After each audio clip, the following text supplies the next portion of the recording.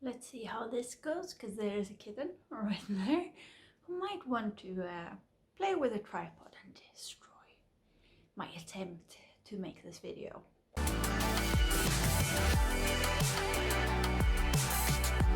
Hi everybody, welcome to a new video. It is great to have you here. If you're new to our channel, my name is Anna, and today we're talking about the Netflix show Valeria. It's a Spanish show on Netflix, and I'm just gonna read to you what the description is. So, in the midst of writer's block and a deadline coming up, Val leans on her friends for support and meets a charming and flirty new man. To me, that sounded a lot like it was about writing and inspiration. And I'm just gonna get rid of this because I don't need it anymore. So, as an aspiring author and someone who's studied publishing and the book market and is trying to work within that aspect, I thought this would be very interesting and fun, so I watched it. And yes, it's about Val and about her deadline and writer's block and her friends, but I thought it would be more about the writing and her trying to be published than it actually was. It is a lot about her friends as well and what they're working with it, which is something completely else. There are 4 of them that hangs out, and they all have completely different jobs and lead completely different lives that we get to follow and see. It was mostly a good show. There were a few times that I was not impressed, but you know, that's life. In general, I enjoyed it. I thought I would mostly just talk about the aspects of the writing and her trying to become an author and about that whole market. So in the beginning of the show, Val has a contract and she's going to be published at this publishing company, and it's as a debut. Like, if you're already in the business, you're in the business, but if you've never been published, it's really hard to get a contract to be published. And she doesn't even have a finished story. I mean, it could be different in Spain, I can't say, but like, from my perspective, like, she doesn't even have a finished story, and this big publishing company is gonna publish her. She has not been published before, has no credentials, and they're just like, yeah, I warned you about this. Okay, so she has no prior experience. Still, she has a contract, and now she has a writer's block. Like, if you're gonna get a contract, you need to have a finished story. Like, if you're not a celebrity or like influencer or something like that, which means you have an audience already that will probably buy your book, you're not gonna walk in as a nobody. Maybe she's won some competition, but we don't get to know that. So I am very surprised that she has this contract, and I'm wondering how she got it, and can I get one? And then they have, as I understood it, they have talked about the story that she's writing, and they are interested in that story. And she has once told them that I'm not finished, we need to move my deadline. And she's not finished to the second deadline. And then she comes in, and then she decides to write something completely else. And if you're writing a story and you realize this is not working, I'm not inspired, I'm not getting anywhere, and you change to write something else, completely fine. But the publishing company if you have a contract, it's not gonna be fine with you walking in saying, oh, I wrote another story, here, please look at it. Like, I get why she lost that contract. I don't understand her thinking and reasoning. And just like, you have the story that the publishing company is interested in and you just abandon it? Like, now let's talk about writer's block. And this is something very real, that people that are writing, they just get stuck. And it takes a lot of discipline to be a writer and to put all those words onto paper or in your computer these days. And she has a block, she doesn't know where she's going. And I sort of have a hard time understanding. I am a very weird person. I do not really procrastinate. Procrastination gives me anxiety. I prefer to get my shit done and just get it done, and then I can relax. And I know this is not very common amongst people, and it's not very common with authors and writers. So I understand what's happening, and I've seen it happen to a lot of people. I just don't really relate. And she does so many other things but writing. It stressed me out. Like, just sit down by the computer, type one sentence, and then you have one sentence more. And then you type another sentence when you finish the first one. Just one sentence at a time. And that's how you write a book. Just one word, one sentence at a time, and then you just keep going. And if there are any writers that are watching this that don't agree with me, I understand that, and I understand if this makes you frustrated, a little bit angry with me. I get that. This is just my perspective on writer's block. I've never had, like, for a longer period of time where I haven't been able to write. I just pick up somewhere else, or if I'm completely stuck with something, I start something else just to get myself writing, and then I can go back. And sometimes I just write like 3 sentences, but then I've done something and I have a new place to start the next time.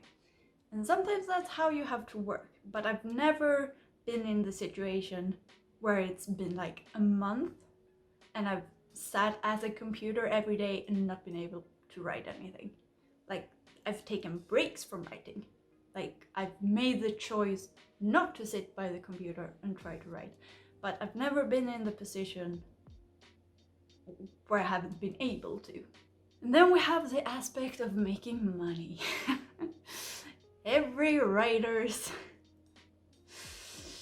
nemesis, getting another job and not being able to spend every waking hour at your computer typing.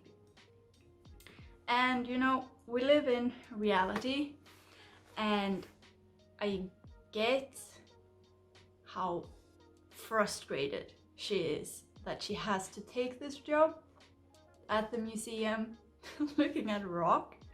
That is not the most fun job, I assume. And I get the pain, and I get like this almost anxiety while she's waiting for them to call, and she doesn't want them to, and she wants them to not give her the job, because if they don't, she tried and she gets to write anyways. I get that. I've been in that situation. I feel the pain, and it sucks. So yeah, I related to that part. I really did. We started on this before, that she was writing something. She had a contract. she missed the deadline, she missed the second deadline, and then she came in and she presented something else. And it was something almost finished, it was something pretty good, but it was not the thing that she had promised them. And I was surprised that she hadn't lost the contract before. And when she lost the contract and they said that, sorry, we're not gonna continue with you, that was expected. Because if you do that, you cost the company money. Like, you are expected to deliver something to them. They are counting on you to deliver your text so that they can publish it, so that you both can make money. And if you don't deliver, well, then they could have put that time into an author who actually did deliver, and they miss out on an opportunity to publish someone who actually does the work. And also, you know, time is money, so if you waste their time, they're just throwing their money in the toilet or something. I get that she loses her contract. I get that it sucks for her, but you know, it was to be expected.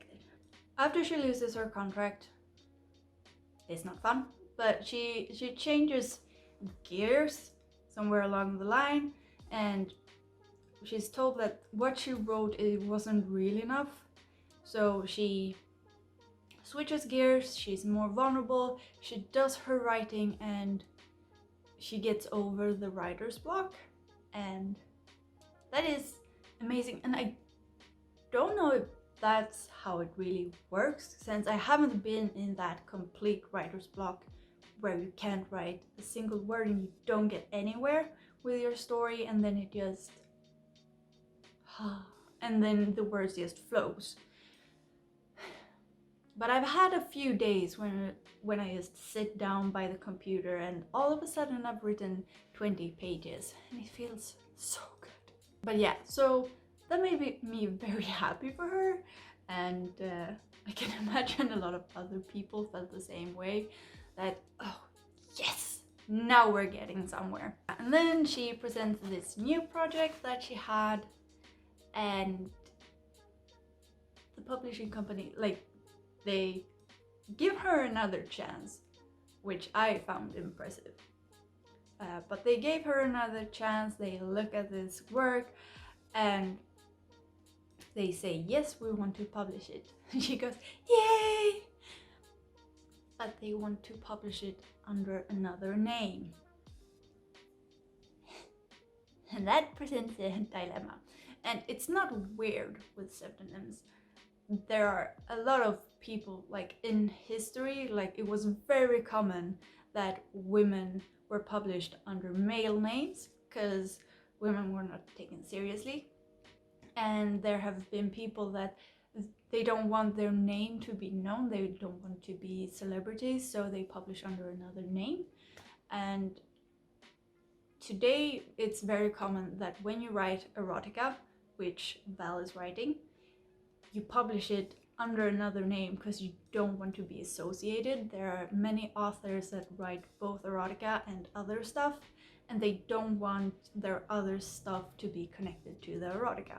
So it's not weird that she would get published under another name, but she doesn't want that. So what to do in that situation? And I guess that's up to like the person in the situation. It's nothing weird, it's nothing wrong. She would get all the money that she earned from it, but I can feel the pain that when you put all this effort into a book, like all this tears and sweat and, you know, and then you don't get to put your own name on it. But they say that if you do this our way, we will publish whatever you want after this. Like, you're set. If you give us this, we will give you that. And what would you do? Like, I don't know. Like, what would I do in that situation? If I had written a story that was my story and I was proud of it, and they say, well, we want to publish it under this name that we use for these types of stories. It's not a particular person, it's just a name that we use to promote these kinds of books. And I've put everything into this, but they will give me the opportunity to publish even more stuff. What would I do? I don't know. I honestly don't know what I would do in her situation. It must be very, very painful to have to make that choice. And I mean, it would depend on the situation. Like, Alex hates when I answer it this way. Like, it depends, but it does, because how much time and effort have I put into this book? How desperate am I for money? How many more ideas have I got? Tons and tons and tons, and I don't know what to do with all of them. Right now, as I'm filming this, I would say I would take the opportunity, publish it under that other name, and then I get to publish something else. I would probably do that. But you know, things change. But yeah, right now, in this moment, I would take the deal. And those were my thoughts on the show Valeria, the writer's parts, what I've been thinking about when I watched this show. As I said before, I enjoyed most parts of it. There were some parts that I was not enjoying that much, and but you know, overall a good show. This was some insight to the publishing world. I have some experience, but I'm nowhere near an expert. It's just what I've seen and what I thought when I watched this show. So if you have any thoughts, if you have any experience, if you enjoyed the show or not, please let me know in the comments down below. I would love to know. If you haven't subscribed to our channel already, please do that. It makes us very happy. If you enjoyed this video, please give it a thumbs up, and until next time, bye!